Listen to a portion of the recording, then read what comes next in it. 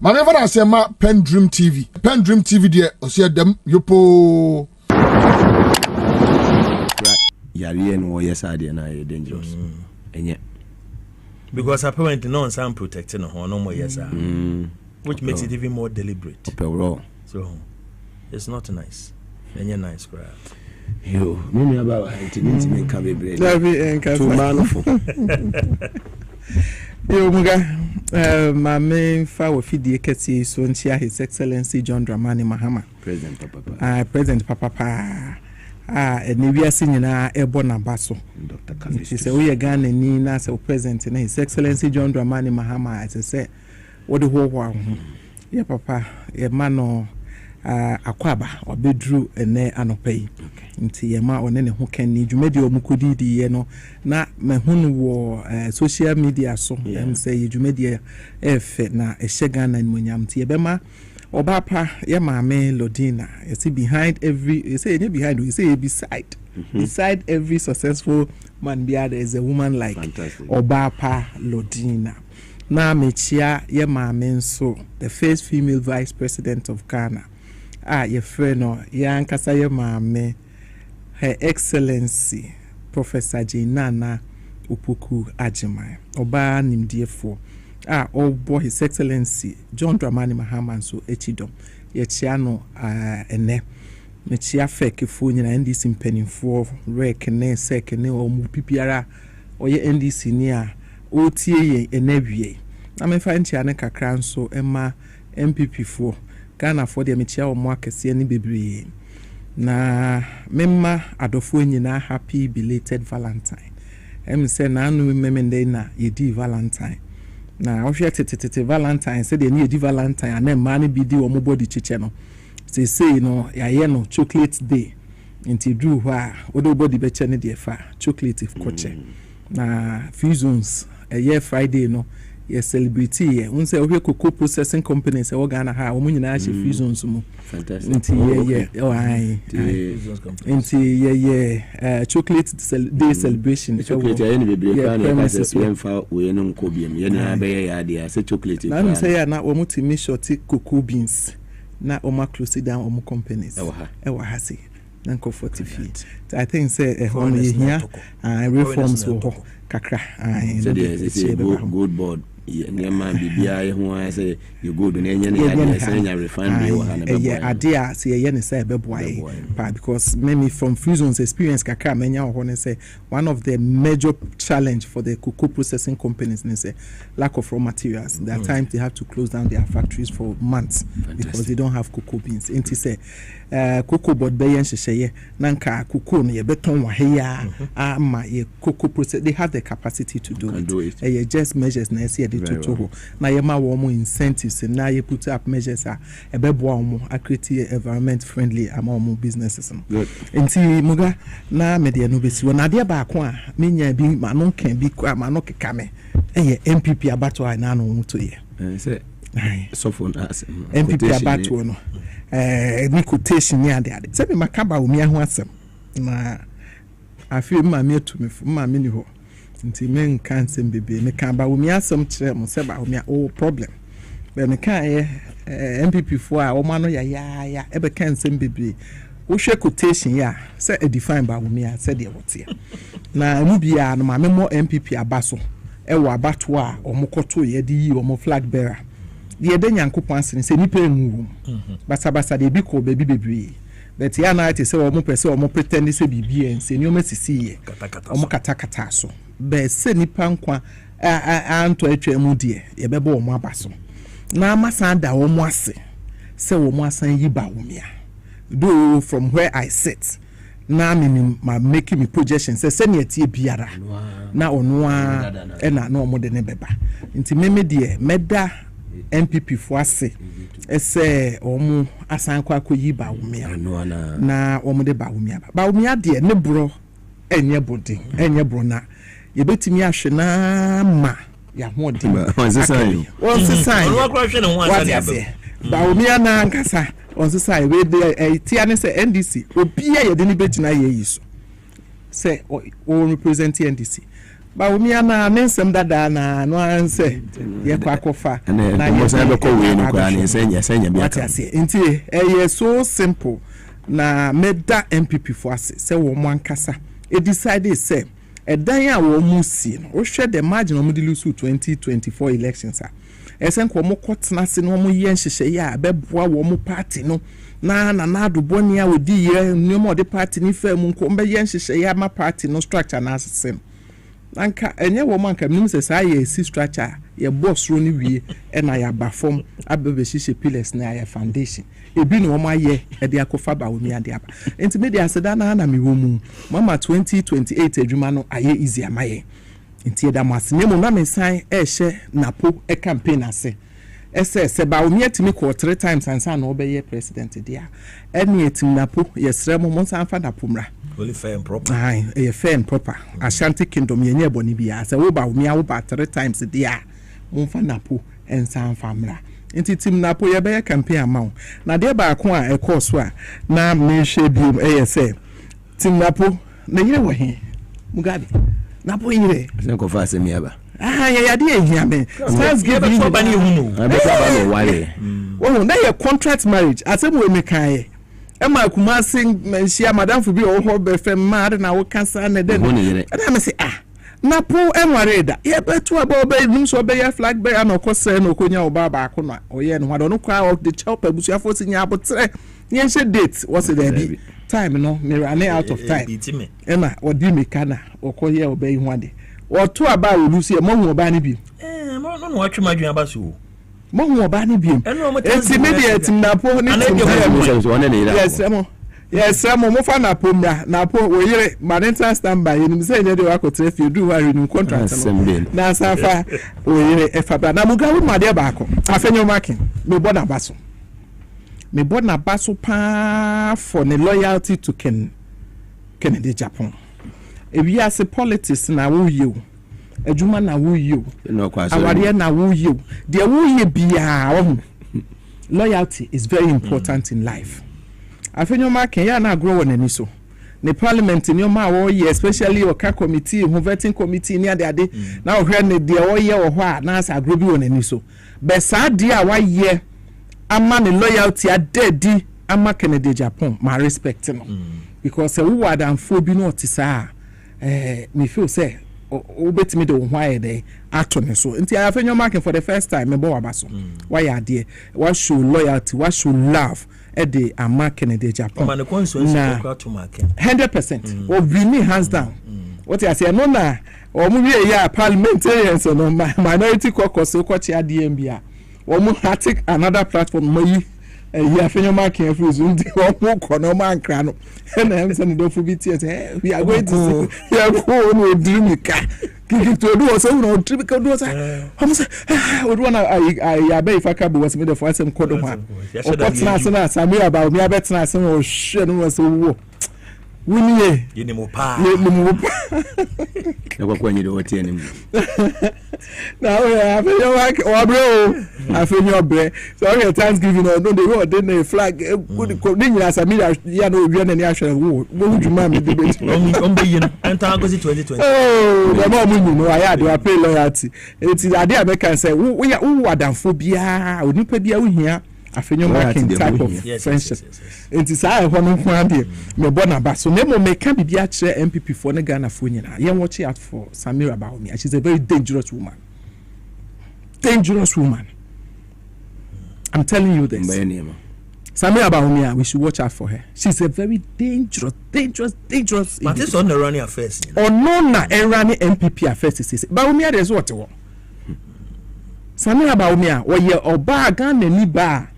Me catch Ghana for say yenhwe Samira Bawumia yi mo hwe kwan fa so odi ko bubu obi dangu ye even as a second lady and we mean say possibility or say obeka opposition wo ho mo hwe obeye na anu ya ye to aba ni kunu wi ni yi mo hwe kwan ya na ni odi hwe Afenyo-Markin and Samira Bawumia would deal with Afenyo-Markin mo wa ha mo hwe ade what did you say na so be cancel or no de okunu enye hwu also odibi kodi Alanche Martin ne yero President Kufuor eyebi asesebo kaya enti Samira Bawumia ye one individual bi a me misuro no se me amisuro no misuro me oba nso misuro Samira di obetumi di aye Samira Bawumia say eka Bawumia nkwanko ma ye de oyeyo de ekoso nyina aye Samira deals ni ade ekoso nyina Samira Bawumia de beto ho ye twen nyame ya adoma wo unity bia na ye na so bekasa ebe ekoso yes third force party bia ba what UPA no oh won't na no ya ba ku bia pia o so na do mo de na oh no mo de dey say last election we there weekend ya launch third force party monte what was second akoko na Bawumia fi akochia no and no Thanksgiving no okay say no oguso odwene na ho say that for ni Afenyo na mama mo just mo ko hwe hu nejuma be me ka che mo say third force party abakere de Japan what no okay coming back to Abranti here obedi boni wo Ghana Russian mo gan some na ya wo ya na assign mguasie me say after na ntimi hwe video ni bi ensi into wo ka say one video bi obi ti obi say na nyina ntimi hwe ene boga no so wate amanfo hwe no mo frɛ no ka che me uma de follow me ni Accra mo de ne ade nyina ntimi hwe ensi ntimi hwe ensi na ko me mpa hwe me ye Ghana ni ba me oba me ye mother me my two girls na asem no asefem ya enim guasie na personally I condemn it. It shouldn't have happened at all. Money do kakra. What you say? And sesenka esikura. Big no. Say yan condemnia. Yan kolani the seriousness of that thing. What you say? It's so serious to the point that ubetumi share will be one day na follow me. Na wudinachi. Is it for business? Is it for sex? Or is it for money? Or is it for contact? Or is it for a link? Be an answer for visa, an answer for what? Whatever it is for. Whatever it is for is wrong. It's wrong. Completely, absolutely, totally wrong. Unprotected. Because videos no akwa no we are content creator or ye Russia Bawumia wa money breye sa content we no create the Jessica no many case ye say bia one man bi wura dem wo kra man bi ne na adan wan twa me nyina ma I feel so I would never believe say a man na one wo mu wura dem ho no one man die. I agree. Ghanaian girls are not that cheap. Mugabe, I can bet my head on that. Me say Ghanaian girls are not that cheap. What you say? My only problem is for them to follow this guy. And I wouldn't matter misro we are hotels. Bonnie and Kofodi were hotels no. There's this channel I met American channel, Discovery Channel. So we share Bonnie and murder cases. Most of them happen in hotels. And Misro Hotel corridors near the Adepa. And media when I make condemn case. I'm not sure. What you better record it. What you say? And I come and bona hakesi. Bag bonicum. Mugabe, I can bet my head on it. Say a man I call Hono. 70% will not sleep with this guy. I agree. What you say? A minimum feel so. Also, that there's this saying that Ghanaians are friendly when it comes to hospitality. We are good and all that. What you say? And see, some of them thought, okay, let's be nice and all that. I condemn say Omokudine Chiko Hotel the same day because guy went. Yes, we be part. Yes. And very wrong. Very serious. And Mugabe, I believe, said girls and your moon and any boy we die. Because no question that nyakono. Ebi mo so pemrofo. What you say? O pe broni ase nye Russia broni. Russia broni ye broni. Russia broni ye broni. Mugabi, Russia broni wo ye broni. Ye kokko no nko ade. What you say? Enti asem we mesrem. Mama yen susun condemning home. In as much as I think said they made a very big mistake by following him to his hotel. Because apart from saying your mother, and I said be otimiama womo any other transmitted disease biano, and ko betimi ekum. Yes. And no na me hear me. But I'm not sure so many and die. Some George Akasa. Akwa way e ban no deportation near the adeno easy sir. It's easier said than done. Some George na tuaso. Mate. Production team on fanto mame. To send an invitation to the Russian ambassador. I intend to see him this week and have a conversation with him. We're taking a very strong view of it. The individuals involved are not minors. None of them is a minor. They're grown-up adults who made decisions. What the Cybersecurity Authority is interested in, and my ministry is interested in, is not in the moral judgment of the individuals. It's in the non-consensual sharing of the videos that were posted online. That is a crime. It's not a crime to be able to convince a man or a woman to go into your room with you in 6 minutes. That's not a crime by the law. That's a personal decision to make. But it is a crime to record a person without their consent. And apart from it, and even when you record and keep it on your phone, and the person finds out and reports to us, we'll prosecute you and you go to jail. That's the law of the land. Now, you don't just record it, but you go and post it on a website for financial gain. That gentleman will be looked for. We will activate every resource in our disposal, working with Interpol. The way we've worked with Interpol to extradite Ghanaians to other jurisdictions, we will request the Russian authorities, and that's why I've invited the Russian ambassador, to work with our law enforcement. We want the gentleman to come to Ghana, to be brought back to Ghana, extradited to Ghana, for him to face the rigors of our law. Ghanaian citizens, irrespective of their decision making, will be protected by their government.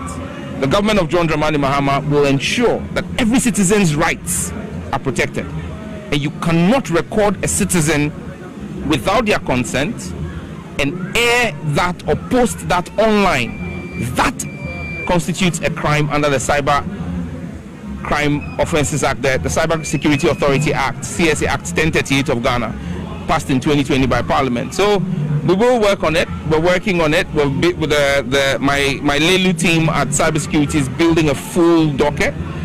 Whether we have the gentleman or not, I intend for us to file a full prosecution. We'll make a representation before the courts, try him in absentia, and get judgment if he fails to show up. But we will not let this go. That's that's. The Amini sorry, Honorable Sam George Akano. But I just want to say any easy. So these are diplomatic issues. Russian national Bahabedi Bone. He said Nikro move for Betiasi Equasi be releasing ama one so yeah another thing. Na media I still stand by my party no children England. So difference and more or less, yes. But I said like he said, we obi en hoye minor a woman. Your decision to go in there with him. They went in there with him. Whatever happened in the room, or one in him now, or one Bakufa Manebo. But me dear Muga, me say Abrantieno, eating or ye no cut and paste in his an in your man, to chess see any mono. A man now, Womudine Chico yeno, and your munion on your modai. Or no dear, meet me a bit me chester can. And now don't forget some of these our you for a woman. I think that make it is wrong. It is absolutely wrong for nika enye better say nke bi omo be kwa akoye test ana bi baby ye test no kra no wanya bia e be da na wukun kra agye wadi bi and I won't say society no ye be siri wuku no say wo yira ye say wo tell dey won pa wo mura ho and say wo mura ho what you say and say wo mura ho first of all wo broni abrofo no kwa hwe the way our dress it na ho wotimi hu de we ni mu ni de obetimi the potentials what you say and say wo kuna you should concentrate on your marriage. Some of these things it's like me say ma me na wo kunu no ko ho ne ko die be a business. What are some of them they think so many abrofo bi kure ko bu omo. I'm telling you obi wo kwa na adwene say wanya broni bia na obepe bibi wo Ghana ha na wadi na chi akopa ma no wanya bibi wo ho ba no na what are me say ebe ye den so oba waware okura ne ma na papa we ya kwa fin we say afre na come with me now we na ko no awura ne ho che this is the camera one say ebo ho who say we cameras bo ho na mi enu kura o. Yes, that's what recorded back on video. Oh, that's where they obvious. Who say obvious? Another TV is doing something. There be sound here. We credit TV no so ama lens na ye ketwa. Said that when na wugina ho a lens ne so. Enti omo ntimi ka say enkom. What I say me feel say omo huye enti some of them are omo nye prostitutes no omo ne na because they saw the camera. Yes. Eno na ma boy no kate no. Cause akwa we dey we are. Akwa releasing na. Akwa enti Ghana for yen susu ye man no ye sisters ye nua man no ma ye mfonso bi. Be yen susu nka. Ba test o man ye. What you say? Oh, test ni dey omo ene ne die be obi one na dey ade na say e ko test no. Say be be man ni ni say dey who pictures ni ade. I say the best you ni say mboko no matter. Well, e ma omo ne die no. Wo mu gina kwan ho charge ni memada. Deda. Na so ko na ko test kura wa be ye ko dada. What the make na say? Omo kate ni nyina obi ani ho a one ne die. Because akwa we. Akobe and me nyina mu mama no say what the Ghana format to ho now the some other African countries to ho sex Ghana format ye buniye chain other African countries what the mention na say ye buye ho chain some other African countries even the UK okay other African countries we wetin aka so marry so for ma de mu ni abofo nyina be catch o make catch so Ghana format de o mu ye decent kakra one the mention enti say me hwe how ya raise any standards there and Gen Z for uncle ya say mu jeja ni mu kakra but it's not that bad. It's mid-year me say me stand me say akwa no say ne no waye na adwen so obedi bone no say wonya sa ma ni nyina no omo da ya nko be release sa video so it will be when release the video bia wonya ne na sa ma so me dey ma sam ni na ya me do ya nka we dey okay me so me ne wo ya adwen ho because oba ware for the bottle dey what the bottle ye dey baby no cry wo call ya na wan kai ni kunu wan kai ne ma wan kai se ye ne ho de where the certificate ne de ka ho no odu ho na kwa kan no wara no onye me be ya no me single cry the first day cry on pen edin obe show kakra sa we ho ko timi ko say I just want to meet him, get to know him and see mo ya ashawofo na ha omo ya ashawofo na oni omo dai Chema bia no cancel obeji o money scarf for Uber near that. Ghana ni girl Brenna or onya shawa obe cancel one ne beda for $20. Muga mama yensu sunka. I'm telling you. O mo akwa ni twitwa ye ni nyina wo bia. Ye mo ye ma me so aba so no so the message aba she nkran ye ma me na amomo. Okay. Gender minister. Why there? Mrs. Pano no. Why there pa na amomo ye chia o. Ene ye bo aba so na adwuma pa we ye na no ye hu. Say na our AU program na say yes. They just say bit me free home. In free. Hoye. Okay. They be bia can we. They can be bia. I man was standing also water was standing down. O se me nya hwe. Se me de me. Was standing water. Ya condemn me ma de.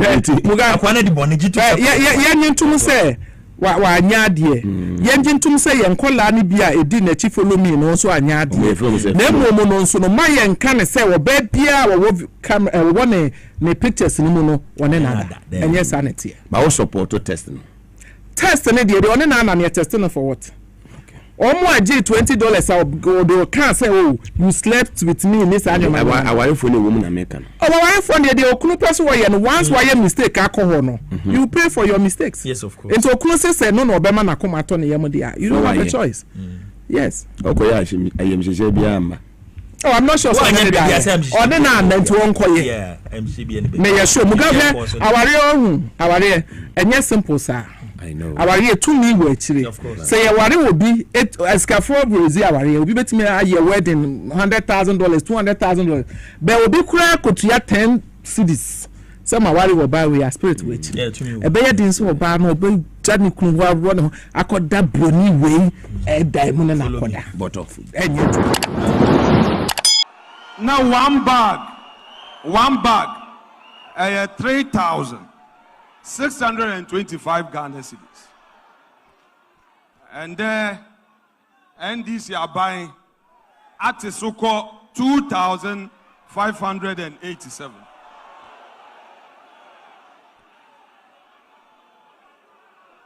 And the NDC are buying. The Army President MPP Nibia catcher NDC are buying say. And yeah, bro, for Cassiana, or more can one crying. Na social media, na CSOs, or more kaka bro for Cassia, cocoa farmers, or more promusika, formusika bomb. Cocoa farmer bia, a quenibia Lucy, 10 million per bag. And only as someone yekan. Into wiki minority for parliament, a baye butu.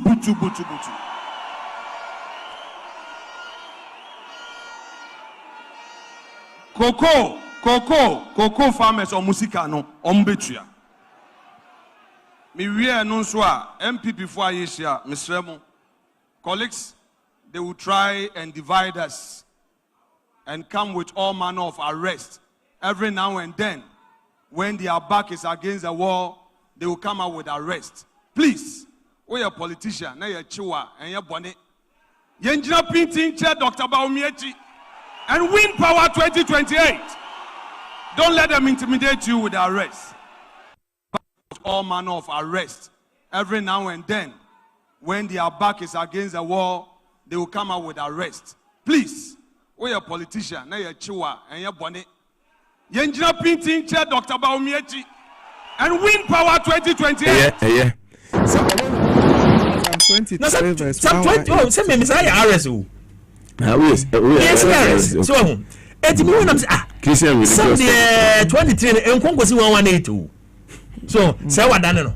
Na me do chro man no. Na better J Johnson mukwa mu. Desperation no was starting in omu Africa omu kan. Na wo sua awen so muga ye kwakoto aba na no 2024 no sa no ye ya. Afeni nuanom ekrimofo no kwa na fo mu hu ba bi ogina. Ebe wi ase no so join you Methodist Brigade o. Asa ye no ko. Brigade ni. O ye no ko. Na abeka. Eye no ko. E na apa Methodist vote na abeka. What say Bawumia asem we say ya can't say ya kabia am say tiefo nyina ni. Bawumia na yire. Omo ye Christians. 14 February ya na omo ware ya omo nya 22 years. Enti Bawumia eye ekotro wo ho na nkofo puli omo wedding pictures. You can catch it where you will produce a Christian wedding. A Christian wedding. Produce a message Islamic marriage. Efatuho. Bawumia na Nigeria. Omo ye Christians. Or can say ye friend no ni Christian ni kwa the same. Timothy no.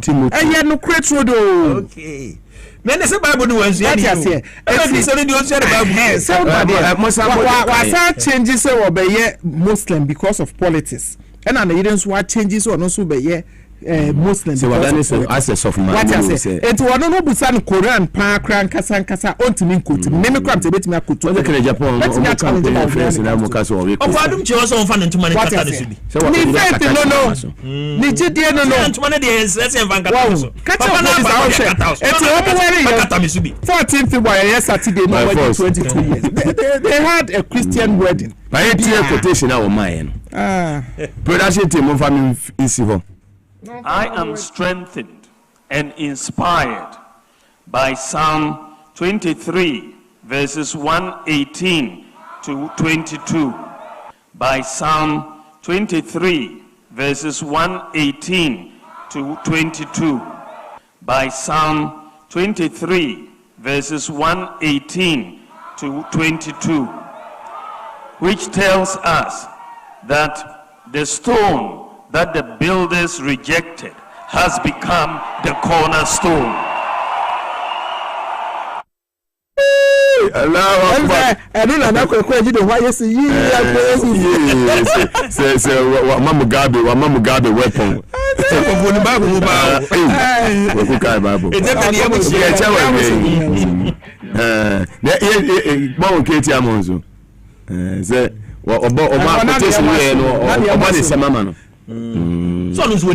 Na mo fa nto aye kwabna je Japan eso o ka quotation mo was am for you mo fa nto so mame me pe kwabna je Japan bi anu I don't see emission no ono so nko kakra na bo se there's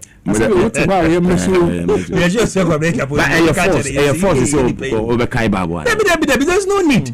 There's no need. No, the man also cross-checking once. Also, you're Muslim. I speak to your faith. And what I say, what then you mean? I say no, I can't count. Family koi. Mugabe. Ana honi okay mama. And you okay mama. And you okay. Quotation one up so far na. Me the back by the way. Quotation one up. Me the back by the way. Sam 23. Where there me the baby. Where Sam 23 1:8 verse 22. Is that it? Moses so I know the way I come. The seriousness, the confidence of those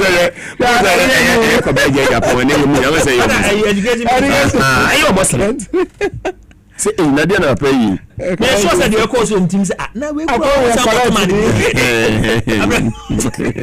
see Yankobi so e be ka say Yankobi na quotation so a we say Psalm 23 verse 118 to 22.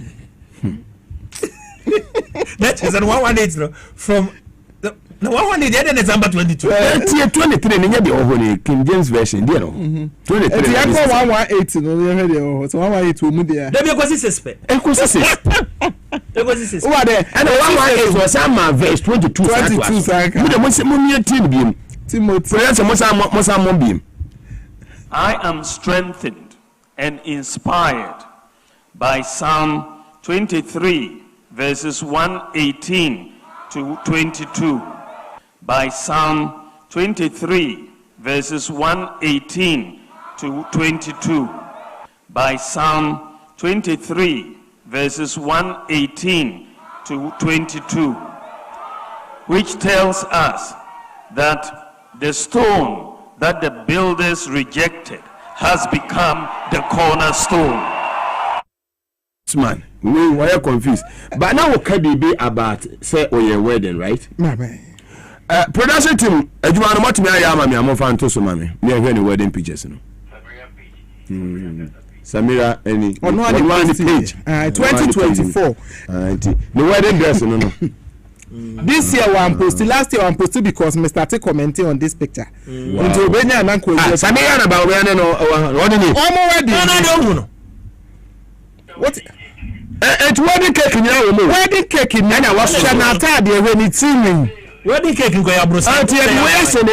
Yes. Akata nenim. Ni abani abisa say e was spaghetti top. Muslims say samno any dey top. Spaghetti top. Spaghetti dey ni bi. Ensatia. Spaghetti ensatia. Muslim ni ba be na shata dey we Dr. Mayor Awusi. What you say? Shedding gloves I share say that Muslims worry. Atefo. One year Bawumia best man. Oh wow. They know what NI Identification Authority lawyer. Wow. National wedding no. We Muslim wedding ni. Bawumia is a Christian and has always been a Christian, will forever remain a Christian. Uncle so no go see the Bible so ye. Abandon Bible not to her. And what they is a Muslim. It is all Bible the count me kind Psalm 23. I also cried my dear 1:18 Psalm 23 1:18 verse 23. I didn't so assist. Let's say Mugaru there. I do a sabotage. when a true speech in the man. That is Bawumia's unkai gebia. Your friend Rosemont, I never Bawumia here. Also, catch us Bawumia is not fit to lead this country. These are some of the signs. Me as a CEO, I'm that a quote to a Juma quote. So, I want the speech in money. I'm a program a day before. Speech be imagine a day before. They are coffee, I could shame my identity. No, my baby, my son, my baby. It's what we made Psalm 23 verse 1. Because nothing at all, so confess no credit at the corner and one home papa. Psalm 23 verse 118 to 20. What's the last strength? I would have money quotation is na memra. Jumedi bi ewo a free zones is a training for newly licensed free zone enterprises. Jumedi no course so a weekend day. Whatever mo betimi highlight niema e course kakra e dey amai. Production team monya memwa na muntumi fa niema so go so the order to a year and penny for any the free zones and so edema a year Ghana for so on artists. Fantastic. That's what Mamma say Quenya Kasi will feed the platform Kakakawi, so my bonnet at the amount. And your BBI Jumedia ye tied in one. Mititu any abra ya registered new companies, you know. Na as I see a chair warm free zones here and share.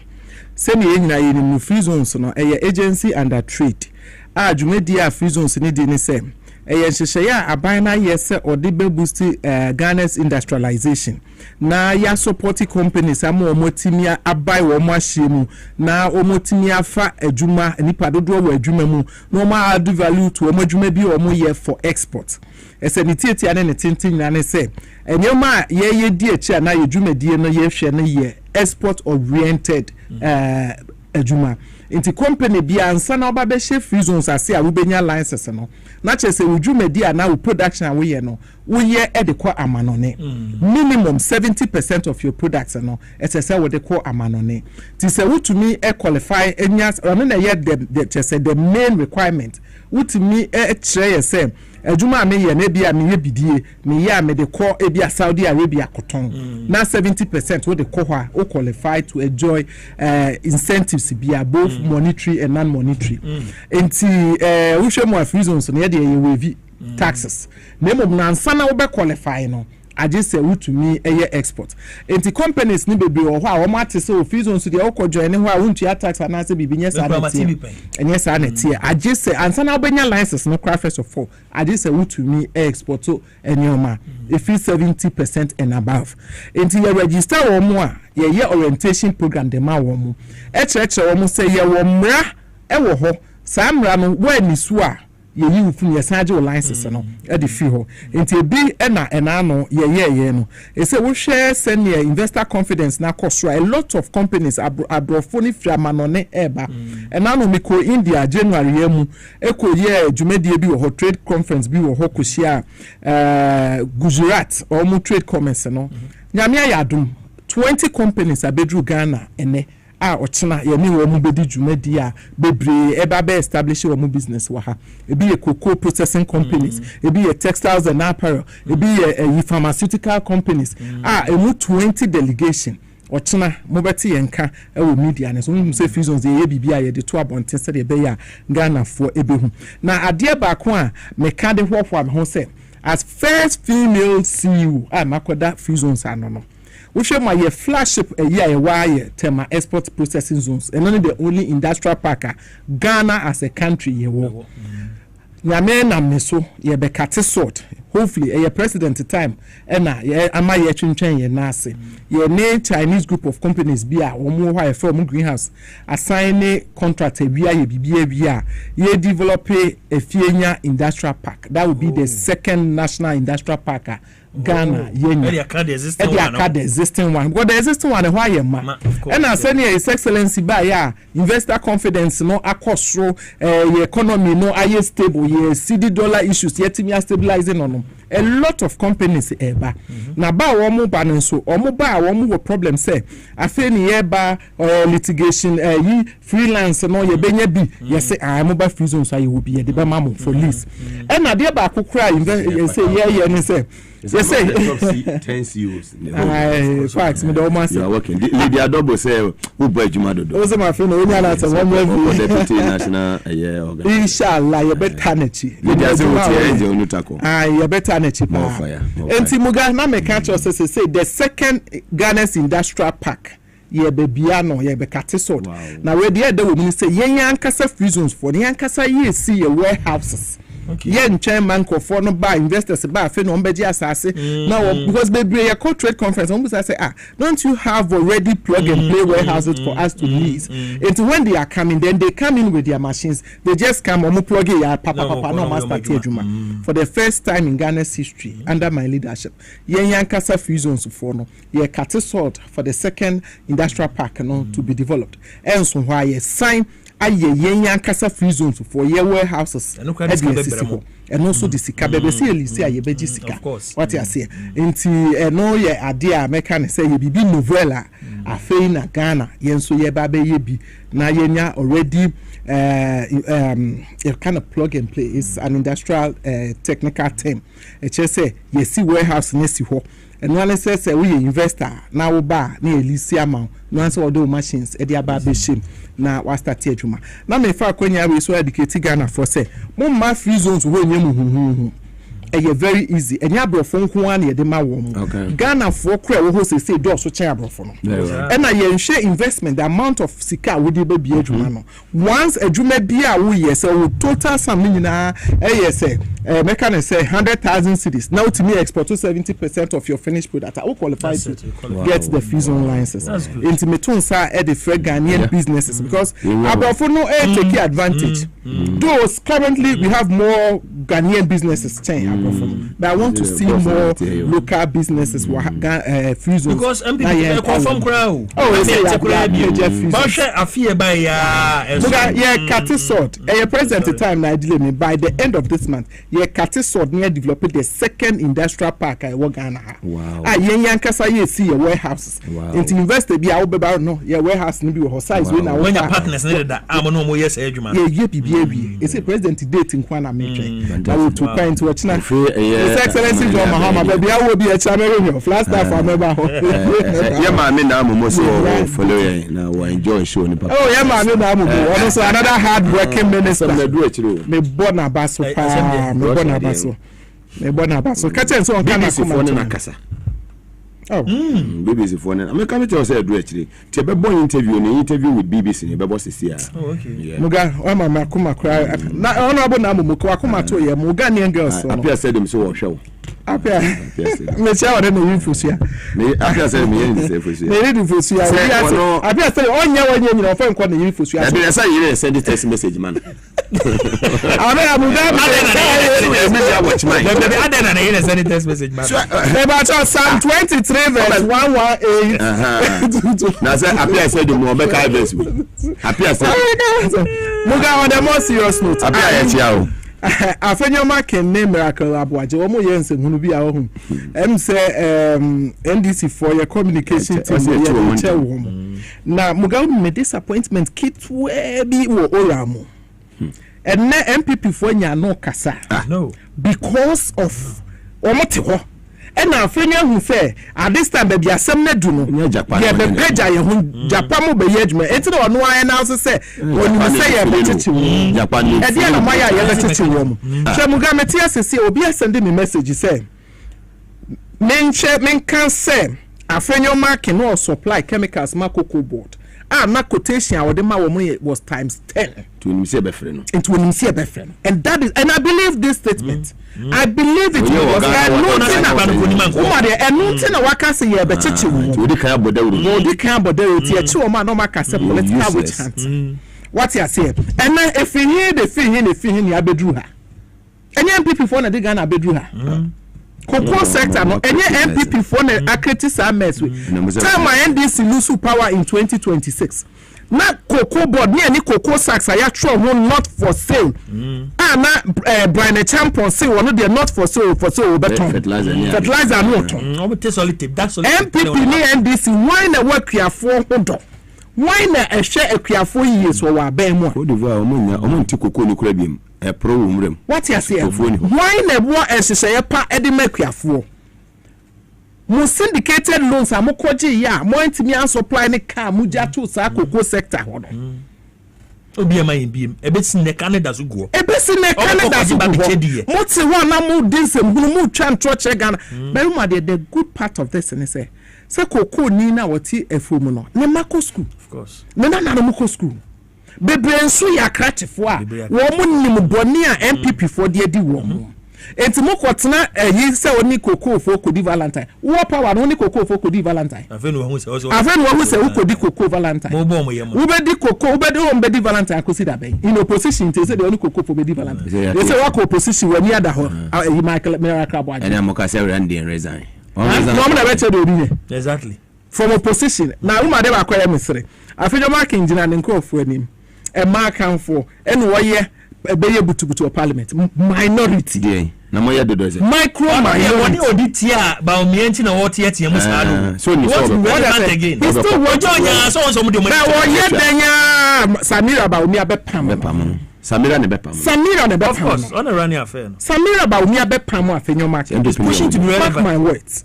enti Afenyo-Markin we gina ho ka say okọ parliament be but obey there obeto grow and now better from and now obey there ba mo stop the nonsense no we work out proceedings be koso vote na ho a move vote a move lose micro minority e dey na obetimi ayi parliament e mo nyansa be no mo de be ya there what you say muga me for ofidie so asre Ghana kokwa akuafo se yesre wo mu omunya abotre na sa babia ya bedru ye MPP for na ne on pese o mu chese o mu da wo mu no na di Ghana bedru His Excellency John Dramani Mahama any ye nua be ma atofo sen any randia be minnim na me wogidie se wo mba ye nhihye ya e de sewie e be hye wo mu afunu mu ma ente wo mo de nioma egu akwan mu enti mesre wo mu nya abotre kakra bi wo mu hye enioma tutu a His Excellency aye ne right minnim se saade we nso de be ma wo makoma ato wo mo ye mo no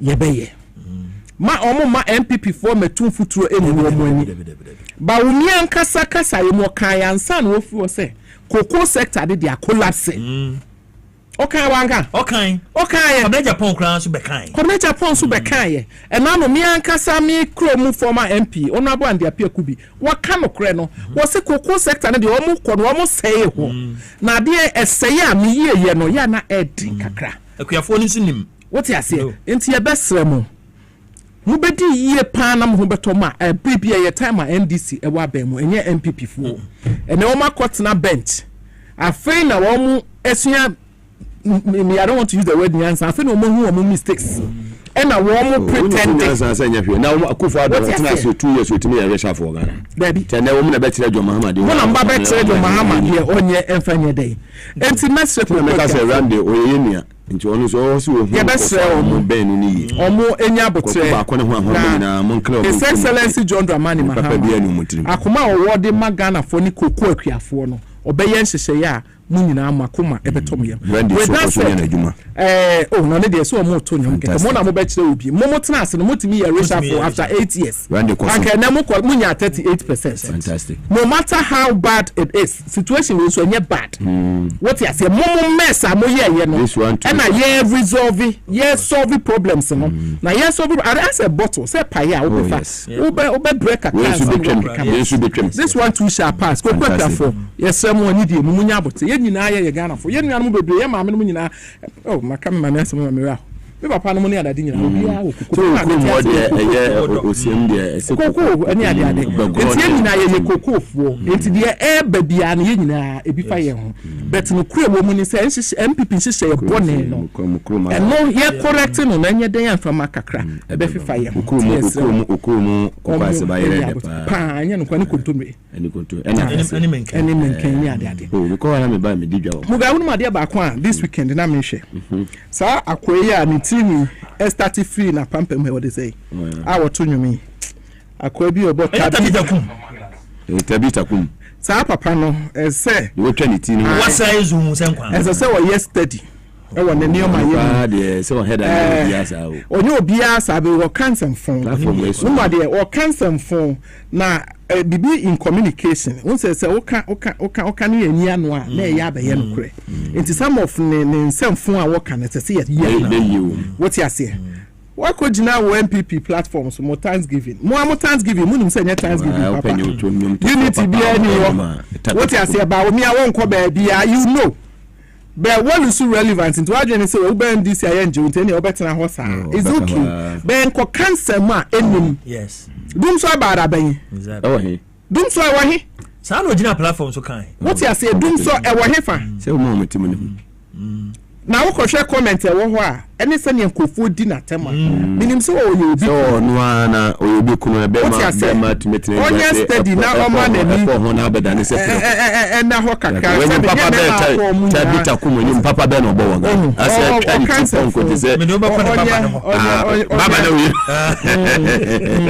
o ba wo su amede ne be kwa mo ba na yi no muga me di ma semba bi ye no na Psalm 23 verse 118 to 22 okay me assembly oh mugarana uchoma assembly kamede oko eye BBC ya nkomra ya de Russia dedi kama amena PENDREAM TV ase na so far so good say open online portal e wo Ghana nipa share nipa follow nipa comment here to my best of knowledge without any biases PENDREAM TV